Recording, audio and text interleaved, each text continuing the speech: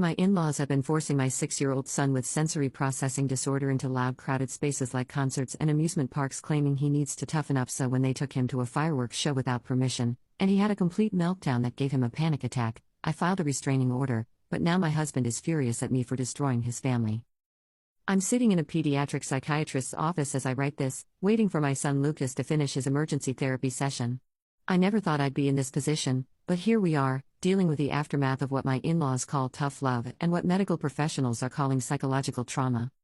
My name is Amanda, I'm 31, and I'm the mother of Lucas, who's 6 years old. When Lucas was 4, he was diagnosed with severe sensory processing disorder, SPD. For those who don't know, SPD means his nervous system has trouble receiving and responding to sensory information. Loud noises feel like physical pain to him, bright lights can cause headaches and nausea, and crowded spaces overwhelm him to the point where he can't function. It took us 2 years and multiple specialists to get his diagnosis and understand how to help him. We've worked with occupational therapists, bought noise-canceling headphones, learned about weighted blankets and sensory diets, and gradually helped Lucas develop coping strategies. With proper accommodations, he's a happy, brilliant kid who loves puzzles, building things, and reading above his grade level. My husband Mark has always been supportive of Lucas's needs, but his parents, Carol and Frank, have been a constant source of conflict since the diagnosis. They're both in their 60s and come from the kids just need discipline school of parenting. They've never accepted that Lucas has a legitimate medical condition and instead view his sensory issues as behavioral problems that can be fixed with enough exposure to what bothers him. From the beginning, they've made comments like he just needs to get used to loud noises and you're babying him too much. They constantly question our parenting choices and suggest that we're enabling Lucas instead of helping him. Every family gathering becomes a battle over accommodations. They refuse to turn down their TV, they play loud music when we visit, and they get annoyed when we bring Lucas's headphones or ask to move to quieter spaces. Last month, things escalated dramatically. Carol and Frank had been asking to babysit Lucas overnight for months, and Mark had been pushing me to agree. I was hesitant because they'd never shown understanding of his needs, but Mark insisted his parents could handle one night and that it would be good for Lucas to spend time with his grandparents. Against my better judgment, I agreed to let them babysit for one evening while Mark and I went to a work dinner I couldn't miss. I spent an hour going over Lucas's routine with them, his bedtime ritual, the importance of keeping noise levels down, what to do if he gets overwhelmed. I left detailed written instructions, packed his noise-canceling headphones, his weighted blanket, and his sensory toys. Carol rolled her eyes through my entire explanation and said, "Amanda, we raised 4 children just fine without all these fancy gadgets.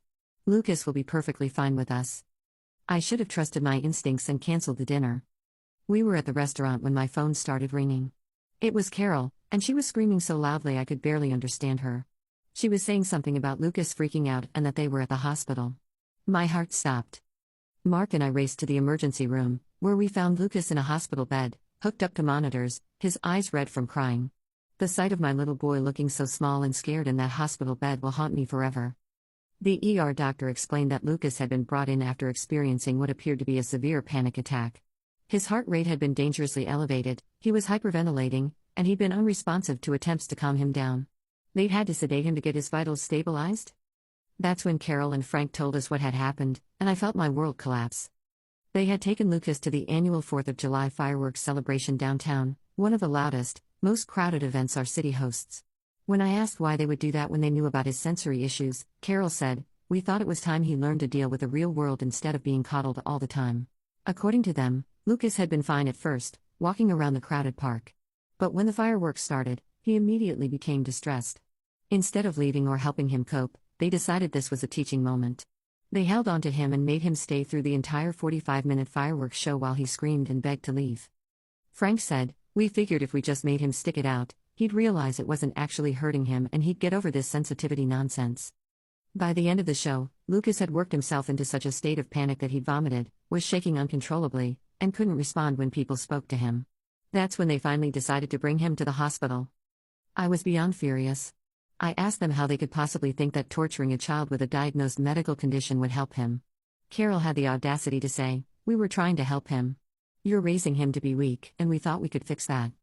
The ER doctor, who had overheard this conversation, pulled Mark and me aside. She said that what had happened to Lucas was essentially psychological torture and that forcing a child with SPD into overwhelming sensory situations could cause lasting trauma.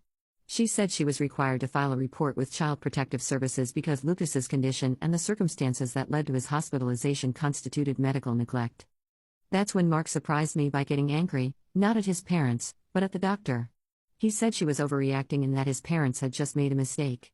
When I supported the doctor's assessment and said his parents had deliberately ignored medical advice, Mark accused me of being dramatic and said I was trying to destroy his family.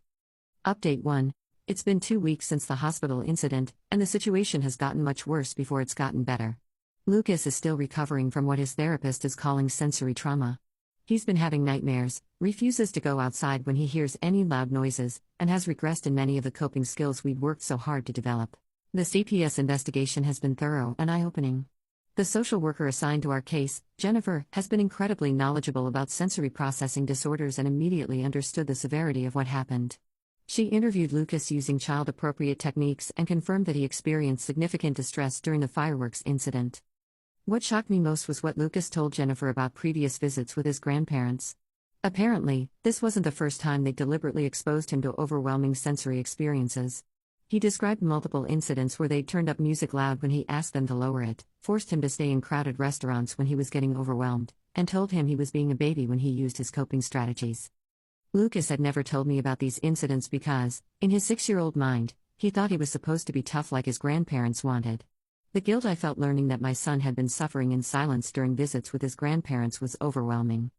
Jennifer recommended that we immediately cease all unsupervised visits between Lucas and his grandparents until they completed education about sensory processing disorders and demonstrated understanding of his needs. She also suggested family therapy to address the trauma Lucas had experienced. When Mark and I told his parents about CPS's recommendations, their reaction was explosive. Carol accused me of weaponizing Lucas's diagnosis to turn the family against them. Frank said I was being vindictive and trying to punish them for one mistake. They both insisted that they'd done nothing wrong and that CPS was overreaching. Mark's response was what really broke my heart. Instead of supporting the professional recommendations and protecting our son, he said he thought CPS was being excessive and that we should handle this as a family instead of involving outsiders.